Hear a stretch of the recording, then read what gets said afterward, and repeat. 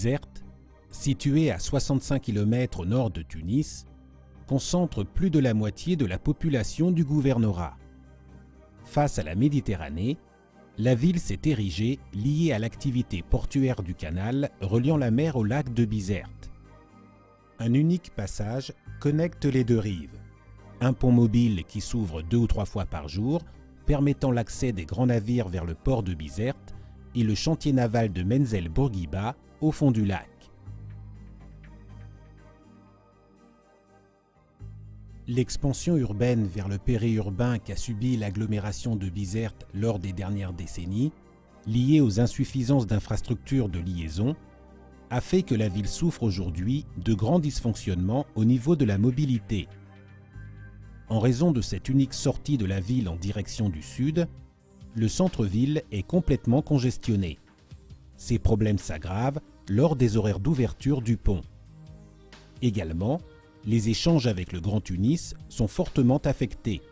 La limitation de la circulation des poids lourds sur le pont mobile et le centre-ville, les obligeant à contourner le lac, répercute aussi sur les possibilités de développement économique de la région. En vue d'améliorer l'accessibilité et de promouvoir le développement de la ville et de la région nord de Bizerte, le ministère de l'Équipement et de l'Environnement, par l'intermédiaire de la Direction générale des ponts et chaussées, a lancé l'étude de faisabilité d'une liaison permanente entre l'autoroute A4 et la ville de Bizerte. L'étude, financée par la Banque européenne d'investissement et développée par les bureaux d'études Tech Quattro et le consultant Ingénierie, est structurée en plusieurs étapes. Lors de la première phase, achevée en octobre 2013, des grandes options de couloirs pour le tracé furent analysées, tant pour un ouvrage de franchissement du canal en viaduc qu'en tunnel. Après une analyse d'impact global, les variantes à travers les couloirs 4 et 6 furent retenues pour une analyse plus approfondie dans la deuxième phase d'étude avant projet sommaire qui vient d'être achevée.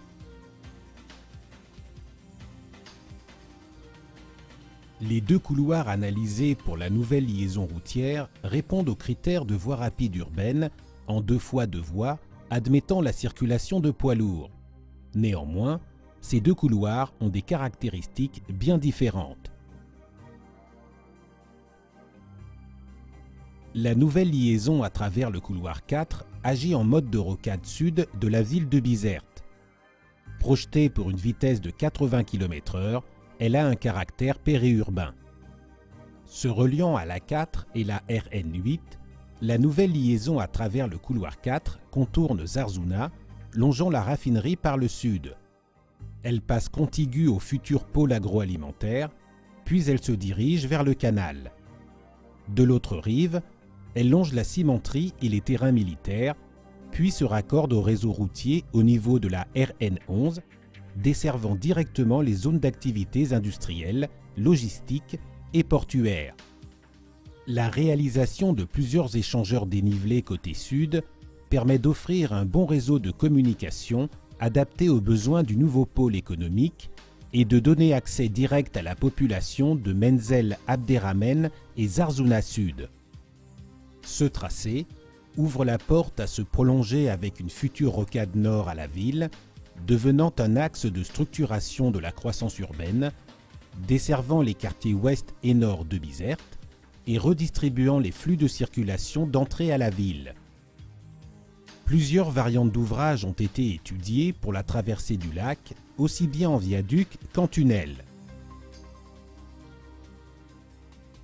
Pour les variantes en viaduc, la navigation exige de respecter un tirant d'air de 56 mètres sur le canal navigable, ce qui force à introduire des longues rampes et en résulte un viaduc d'environ 2 km de longueur. Bien que la largeur minimale du canal navigable soit fixée à 100 mètres, pour des raisons liées à la sécurité, il est conseillé de prévoir des portées plus importantes pour la travée principale. Les solutions classiques pour ces travées, telles que le pont Aubané ou celle d'un grand arc, ne peuvent pas être envisagées à cause des restrictions imposées par la proximité de l'aérodrome Sidi Hemmed, qui limite la hauteur maximale de l'ouvrage à 95 mètres.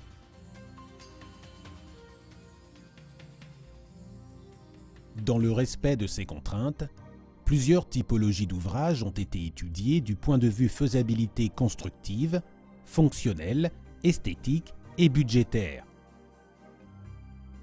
Solutions en béton précontraint, d'autres plus légères avec tablier métallique en caisson ou en treillis, ou encore du type pont haubané extradossé avec des pylônes à hauteur limitée. De l'analyse réalisée, on peut conclure que les solutions les plus favorables au point de vue coût et faisabilité constructive sont celles d'un pont en béton précontraint construit par encorbeillement successif et celles en treillis métallique qui combinent la légèreté de l'acier avec des méthodes constructives caractéristiques des encorbeillements successifs.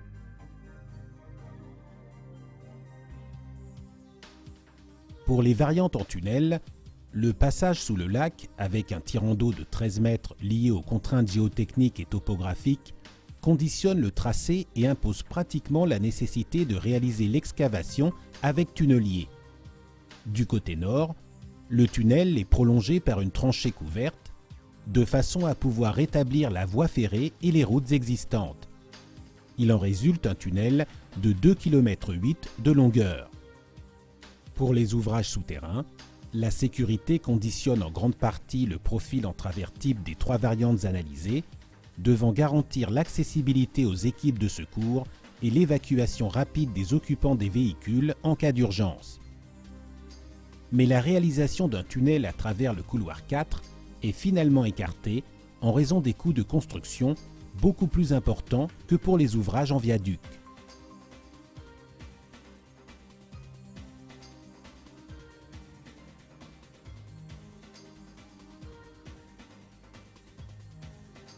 La nouvelle liaison à travers le couloir 6 a un caractère beaucoup plus urbain. Le milieu, fortement urbanisé, limite la vitesse pour le projet à 60 km/h et implique de forts empiètements sur des bâtiments et voiries. Le tracé défini par le fuseau 6 rentre dans Bizerte, rejoignant la RN8, à travers l'actuel accès sud à la ville. Puis il se sépare, avant d'atteindre le pont mobile suivant un axe déjà prévu par le plan d'aménagement urbain, reliant le centre de Zarzouna à Bizerte Nord derrière le port et la gare ferroviaire. Un giratoire permet de connecter avec l'avenue du 19 janvier et la RL 313. Bien que la largeur du canal à travers ce couloir soit bien plus réduite qu'à travers le couloir 4, le respect des contraintes imposées par la navigation et son insertion dans le milieu urbain conditionne la longueur totale pour un viaduc et lui impose un tracé courbe avec des pentes de 6%. Il en résulte un viaduc de 1650 mètres de longueur avec une travée principale de 280 mètres. Du fait que le tracé se trouve plus éloigné de l'aérodrome, les variantes en viaduc ne sont pas concernées par la limitation d'auteur. On peut donc envisager une travée principale imposante avec un grand arc ou une solution haubanée.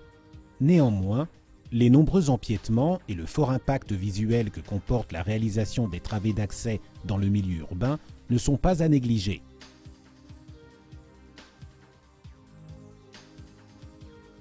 Pour les variantes en tunnel, bien que des solutions creusées avec tunnelier aient aussi été analysées, un tunnel immergé serait apparemment une solution plus adaptée tenant compte de la largeur réduite du canal.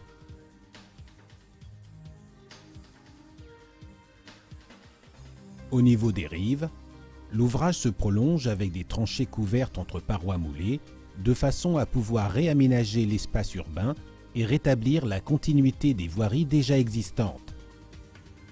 Il en résulte un ouvrage d'une longueur totale de 1250 mètres.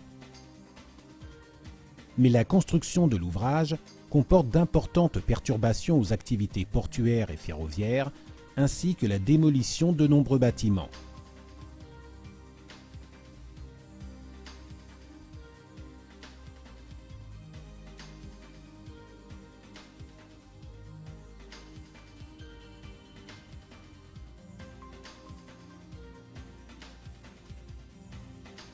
Des études de trafic ont été menées dans cette phase.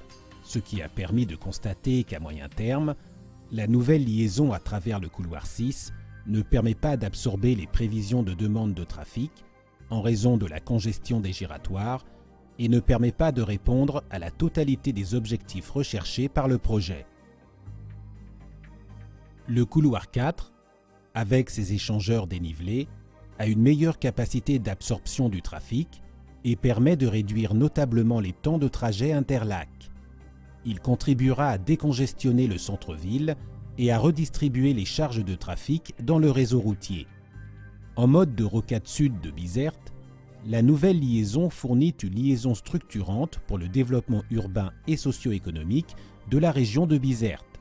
Elle répond aussi bien aux besoins de trafic urbain que régional et notamment aux échanges avec le Grand Tunis. Les études de trafic ont aussi mis en évidence la nécessité à moyen terme de prolonger cette route avec une rocade nord à la ville pour absorber une partie du trafic d'entrée à la ville à travers la RN11. La réalisation de la rocade contribue à mieux répondre aux objectifs recherchés pour le projet à moyen et long terme.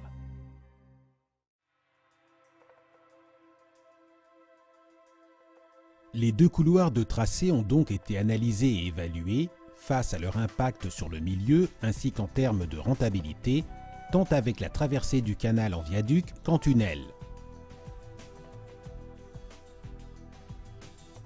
Cette analyse multicritère a donc permis de mettre en évidence que la solution qui mérite d'être retenue et développée en phase APD correspond à la variante de tracé à travers le fuseau 4 avec un ouvrage d'art principal en viaduc d'environ 2 km avec 3 travées principales de l'ordre de 270 mètres. Les typologies d'ouvrages, soit en béton précontraint construit par encorbeillement successif, soit en treillis métallique, pourraient être un bon choix, car elles réunissent les caractéristiques d'un coût optimal, facilité constructive et une esthétique élégante et attractive. L'investissement total estimé pour la réalisation de cette variante est de l'ordre de 400 millions de dinars, avec des délais d'exécution estimés à 36 mois. La prolongation de la nouvelle liaison routière avec une rocade nord de la ville s'avère nécessaire et doit être envisagée à moyen terme. Les études préalables réalisées ont permis de constater la rentabilité d'un investissement supplémentaire d'environ 60 millions de dinars à ces fins. Le choix final devra être pris par l'ensemble des administrations et la société civile.